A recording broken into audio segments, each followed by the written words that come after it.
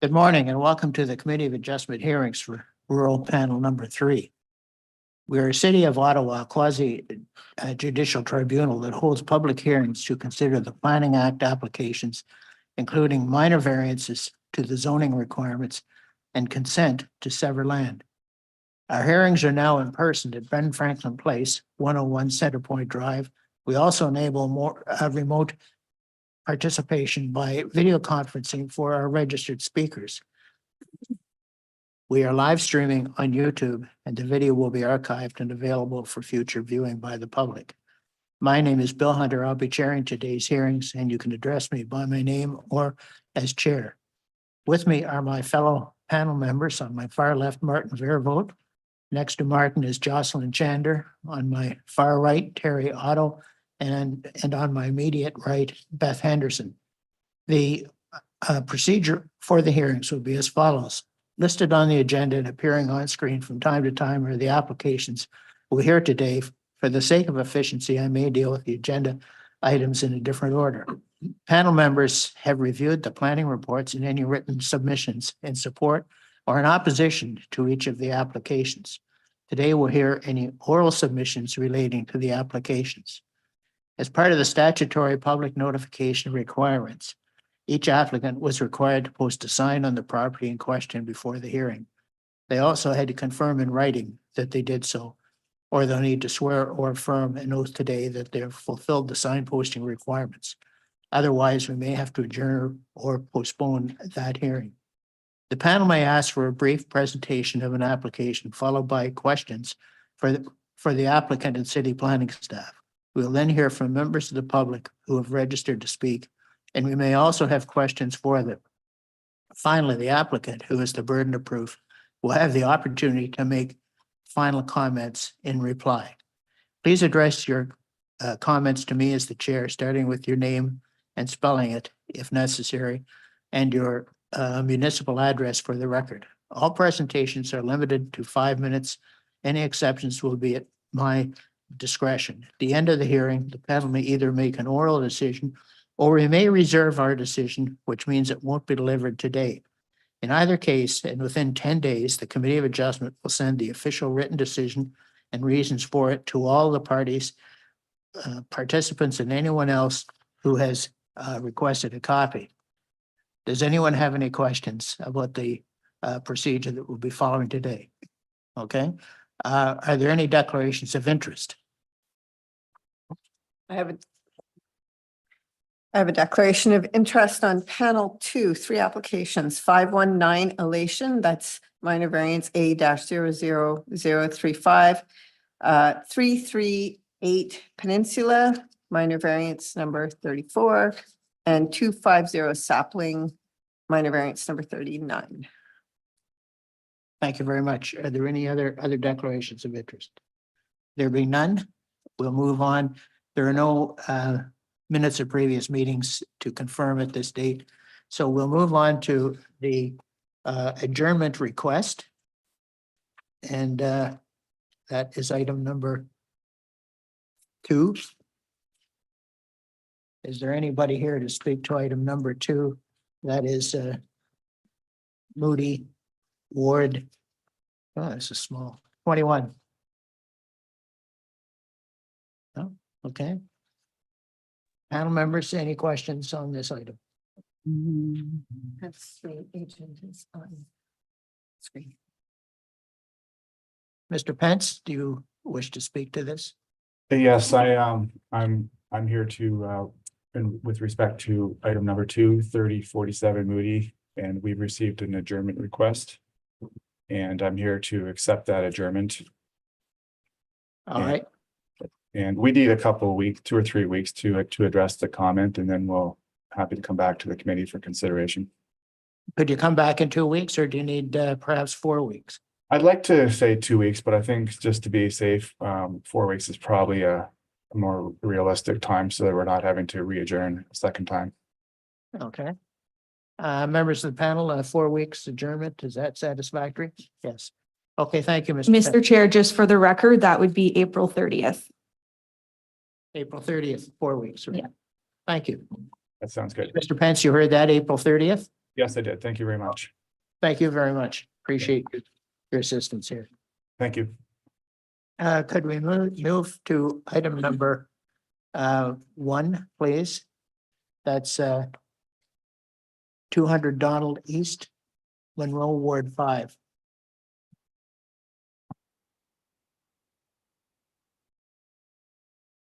Planning had some concerns, I understand. First of all, is there an agent here to speak to this item? Yes, the agent's online. Thank you for that. Yes. And could I have your name, please, sir? Yes. Good morning, Mr. Chair. My name is Anthony Homick, and I'm a planner with JP2G Consultants. Okay. And planning has some concerns, I understand. That's correct. Yes. Through you, Mr. Chair, I have read the report and identified, or I'm aware of those 2, what I would see as relatively minor concerns. I don't know if you'd like me to address the 2 concerns or how you'd like to go about that. Just like to hear from planning for a minute, if I might, please. Sure. Yep, planning has no concerns with you moving ahead and addressing the 2 concerns that came up. Okay, do you want to go ahead, sir, and address the concerns then? Sure. The first concern through you, Mr. Chair, was with respect to certain structures that are located close to the proposed lot line. And obviously with surplus farm dwelling severances, the intent is always to minimize the amount of agricultural land that's included in those in the severance. So there are two spots where you can see on our severance sketch where we've showed a 3 meter side yard setback, whereas the minimum requirement in the AG zone is 5. As I noted, we are trying to minimize the amount of agricultural field that's included in the severance. If this is a concern to planning staff, we'd be happy to increase that to 5 meters when we go out and we do the survey. Okay. Members, And- I'm sorry, did you want to proceed? Sure. I just quickly on the second concern from staff was there is a small storage shed located Okay. in the retained field just south of the existing dwelling. It's nothing more than just a small storage shed, and the owner intends to tear that down. Okay. Panel members, any comments? Ms. Chandler, So you might understand with respect to the reduced side yard setback for those two buildings that I'd like to hear from planning whether they would prefer that the lot lines be adjusted or whether they would prefer to incorporate that in the zoning bylaw amendment.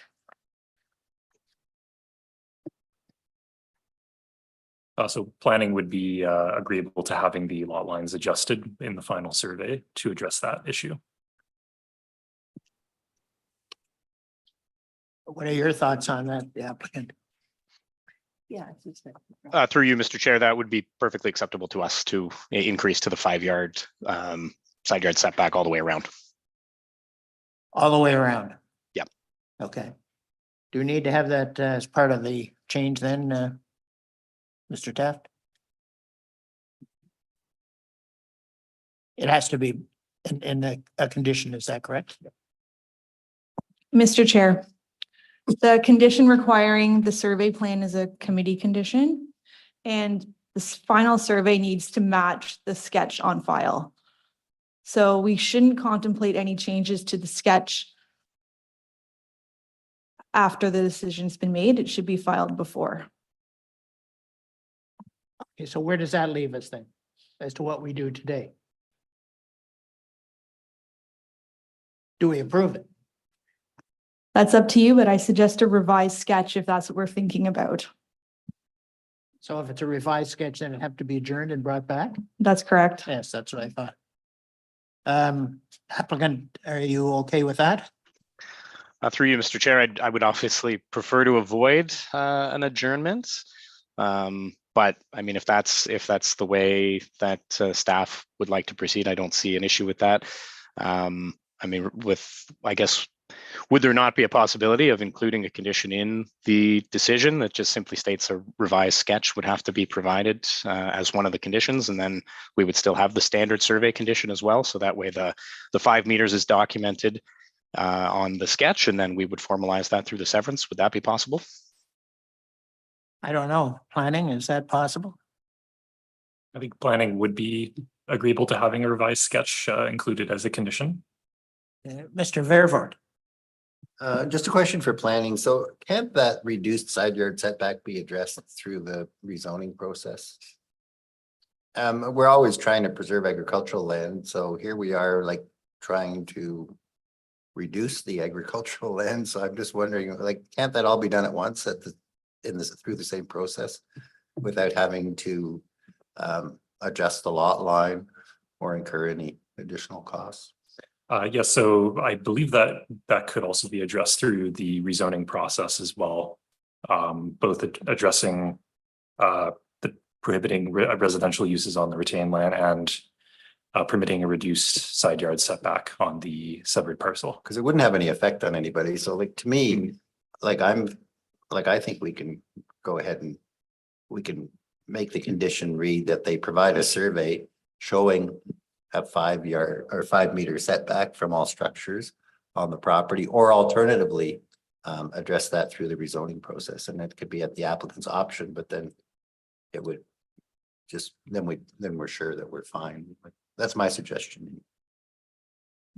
Yes, planning, would that work? Either one of those or both of those work? No, I believe either of those would work. It's up to the applicant which one they prefer to go for.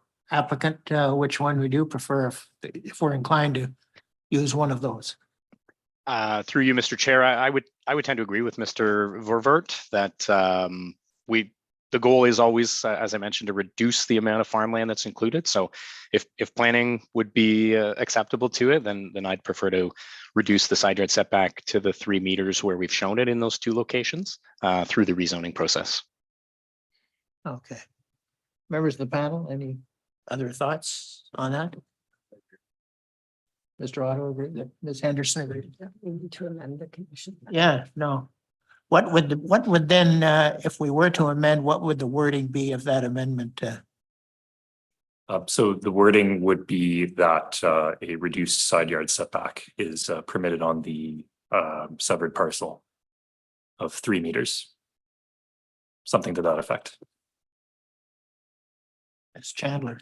I think I would amend condition 1 where it says zoning bylaw amendment restricting residential development on the retained land and accommodating the reduced side yard setbacks as shown on the sketch to 3 meters.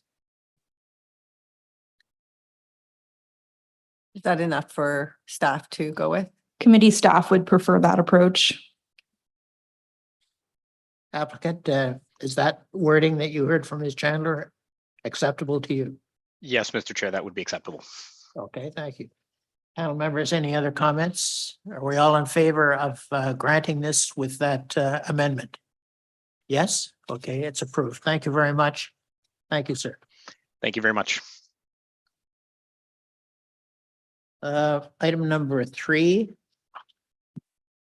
3160 Carp. Word 5. I understand.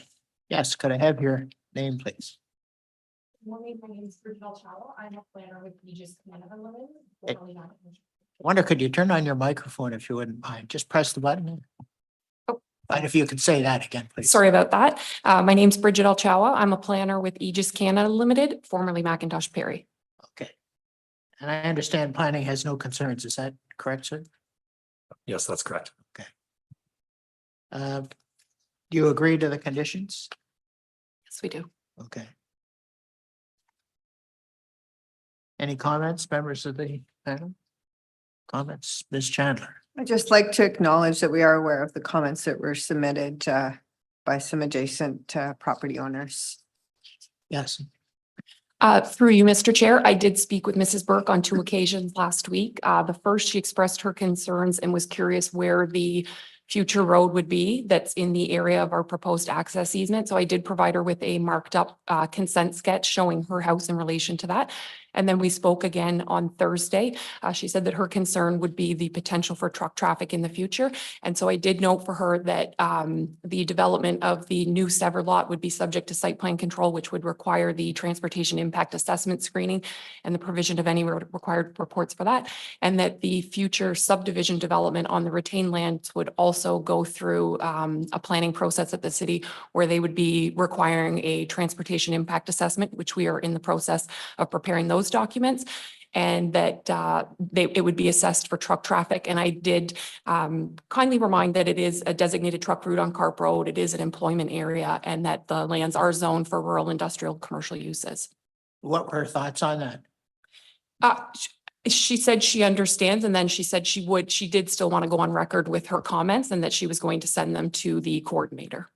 Okay, and we have those comments, but she is not, she's not registered to speak at this meeting, I understand. Okay. Panel members, anything further? Mr. Vervoort. I just want to confirm, so the location of the proposed driveway, basically, we don't really have a lot of choice because that'll be the entrance to the new rural and industrial subdivision, is that correct? Through the chair, that is correct. It's the location that makes the most sense and maximizes the potential to accommodate the future subdivision. And that's one of the things that we had discussed at our pre-consult, is that the severance of this lot was not to negatively impact the future possibility for a subdivision in any way. Thank you. Any other comments or concerns? Can we approve that, members of the panel? Approved. Thank you very much. Thank you Appreciate very your much. help. Item number 4, 1390 Corkery, Ward 5. I understand it's unopposed. Any comments or questions, members of the panel? Can we approve this? Yes, it's approved. Thank you very much. And finally, item number 5. Franktown Road, Ward 2. I understand that planning has no concerns. And I understand the applicant agrees to the conditions. Is there somebody on behalf of the applicant that is here to speak to this? If not, that's fine. Yes, Mr. Chair, they're online. Meg Segreto. Okay. Just trying to. Okay, Good morning, Mr. Chair. good morning. Members. Yeah, Have you any comments that you'd like to make, sir, to this application? no, everything is fine. We revised a couple of the conditions or one of the conditions, and I'm happy about that. And we have no other comments on this file. Okay, thank you. Panel members, any comments? Mr. Vervoort. Just a couple of very brief points. Mr. Segreto, I'm assuming your client's aware that the overhead services may have to be relocated for hydro. Yep, And then there were just a couple of comments that we had from neighboring owners. Have you had a chance to look at those and myself, Mr. response to Chair, those comments?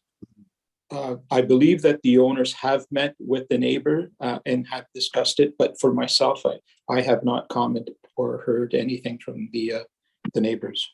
Okay, thank you. Thank you. Panel members, any further comments, questions? Okay. All those in favor? Approved. Thank you very much, sir. Appreciate it. Thank you. That's the end of the agenda.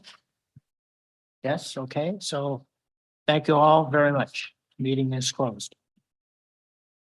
Very efficient, Bill.